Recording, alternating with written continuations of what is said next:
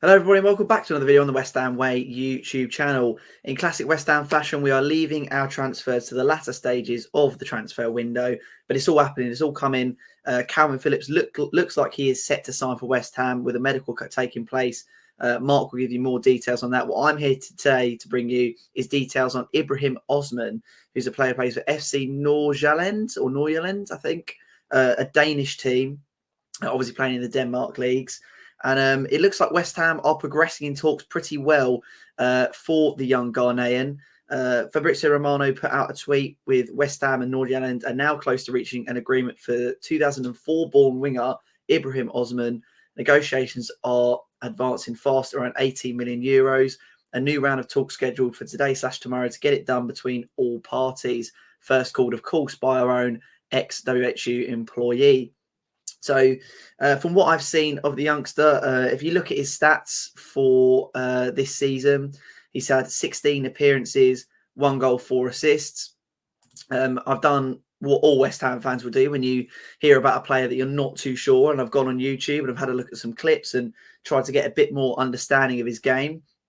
And from what I can tell, he's a creative left winger. He's a left winger that if you gave him a choice between shooting, passing the ball, trying to get an assist, he will always choose the latter. He will always choose to try and get his ball across to the teammates. And from the clips I saw, he's currently playing with teammates who simply just do not know how to finish. So those 4 assists should probably be quite a lot from what I've seen. But like I say, he's a left winger that doesn't really like to cut inside. He loves to just patrol along those wide areas, along the wings, by the byline, operate there, try and beat his man, get him behind and try and square the ball across. He's not like Jarrod Bowen. He's not going to try and cut in and shoot. It's just not his style. You know, he's a classic left winger that will literally just try and patrol his area along the byline, try and get the ball across to a player, try and make something happen. He's got blistering pace, as you would expect. You know, he looks very good on the ball. He's one of those players where the ball kind of seems to just stick to his feet. So he can run at players very well. He can cut inside very well. But like I say, he's more of a creative left winger. He's going to be a player that, you know, I think probably fits more the Lucas Paqueta sort of style of what we're going for in a left winger who is going to be able to sort of track back a little bit, stay wide when he needs to. But, you know, a player who's not exactly going to be, like I said, the Jarrod Bowen who's going to cut in and score all the goals. That's not what we're after in a left winger at the moment. And it looks like that is reflected with the transfer of Ibrahim Osman. Another interesting thing about him is he is from the Right to Dream Academy in Ghana. It was an academy that was created in 1999, obviously 2004. So, you know, 5 years before Osman was even born. So it's a relatively new sort of academy system in Ghana. They recently got a massive cash influx from the second largest business in Egypt. So it's a very well-funded academy in Ghana. And it seems to be where a lot of big academy stars are coming from, with Ernest Numa, obviously someone who we were linked with and seems to be like one of the next big stars. And of course, our own Mohamed Kudus as well came from the Right to Dream Academy. And obviously we've seen how well he's done in the Premier League. So, you know, it'd be very interesting to see the potential that this young lad has. You know, like I say, when you look at his stats, they don't automatically make you think, okay, well, I can see where people are coming from.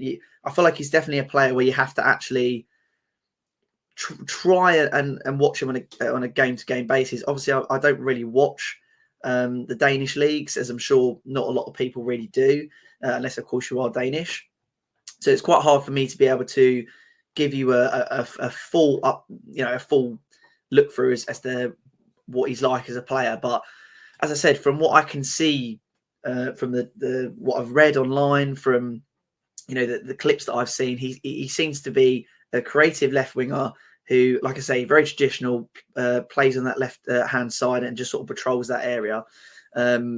Blistering pace, very good on the ball. He's 19 years old, so he does seem like he is one for the future.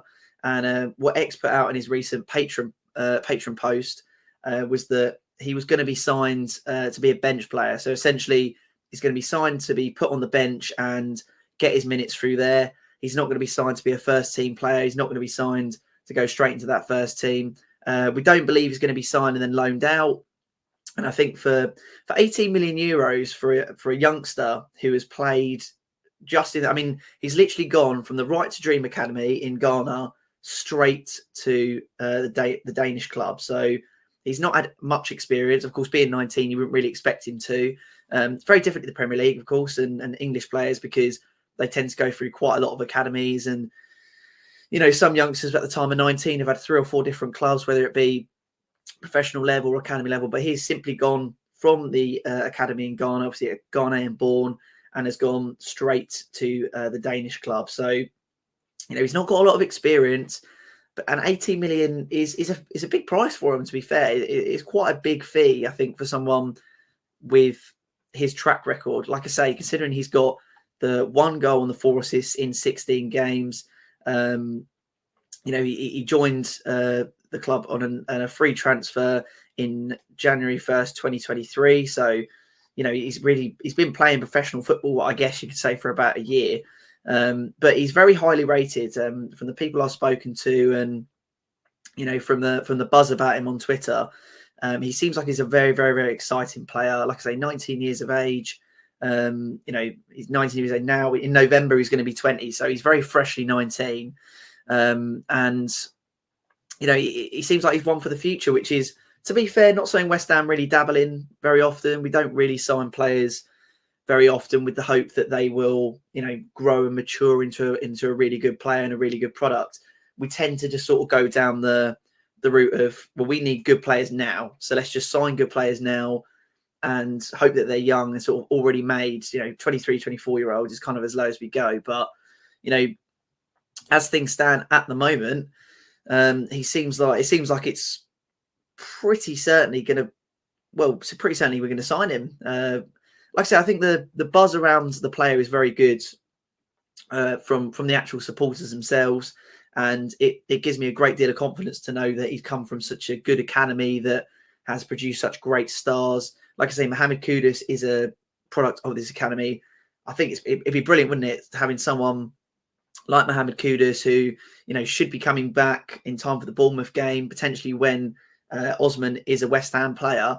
Imagine coming to West Ham and, you know, Osman's probably looked at what Kudus has done in the Premier League and how well he's done, because he's probably, from what I can see, one of the biggest products of the Right to Dream, academy in Ghana. One of the biggest stars they probably produced in the last few years. With looking at what he's done in the Premier League, what he's done in the Eredivisie, you know, imagine having someone like that to talk to, you know, at the club. I'm sure Kudus would love to take him under his wing, and we know that he's a very, very proud Ghanaian. He looked very heartbroken when they lost, of course, in the competition. So, you know, I think it would do him a great deal of confidence to have someone like Kudus take him under his wing and say, you know, this is what I've done. You know, this is what you can do as well. And I think always, you know, training with someone who could potentially be the guy's idol. I mean, if I was a young Ghanaian, and I know Kudus is obviously quite young himself, but if I'm watching Mohamed Kudus in the Premier League, I'm thinking that's where I want to be. You know, I came from the same academy, potentially even played with him at the academy. I'm not entirely sure on that, but, you know, potentially already knows of Mohamed Kudus prior to his move to West Ham and, of course, Ajax. You know, you look at what he's done, and you must think, training with him, you must get such a sense of, you know, I want to be that. I want to be not the next Mohamed Kudus, but I want to be better. I want to get to his level.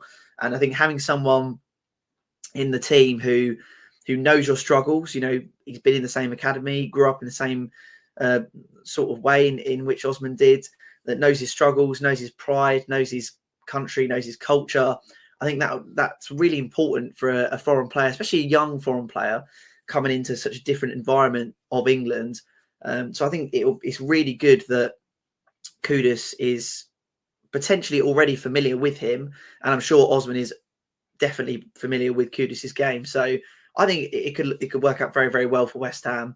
And from what I can see from the player, you know, he looks like a very, very creative left winger, someone who's going to be able to get the ball in the box and create some opportunities, which is obviously what we desperately need. And hopefully it means we can offload players like Said Benrahma, who, as far as I'm concerned, has probably played his last game for West Ham. Even if it is a loan move for, you know, Marseille, for instance, we're then sort of mandated to do that, because if we bring Osman in, we've got someone who can cover Ben Rama, put him on a 6-month loan and then sell him in the summer. That's probably the best case scenario for West Ham at the moment. But like I say, 18 million euros is a fair chunk of money. It's hard to get decent players for that amount of money. So in one sense, it's quite good, but also I think that in the grand scheme of things, you're signing a 19-year-old who has not played professional. He's only really played professional football for a year. We're talking about actual professional football in terms of playing for a recognised team.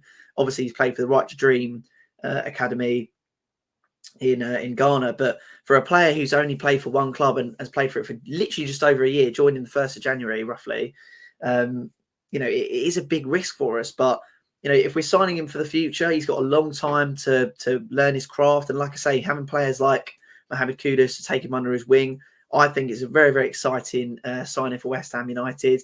And from what I can see, it looks very, very certain that we should be able to close out the deal potentially in the next couple of days or so. But certainly I would have thought before the transfer window ends. Seems like he's one of our top priority signings, both him and Calvin Phillips. Other than that, we haven't really got too much news for you. So it seems as if Osman may be our only permanent signing of the window, but it looks very certain that he will be a West Ham player come the end of the window.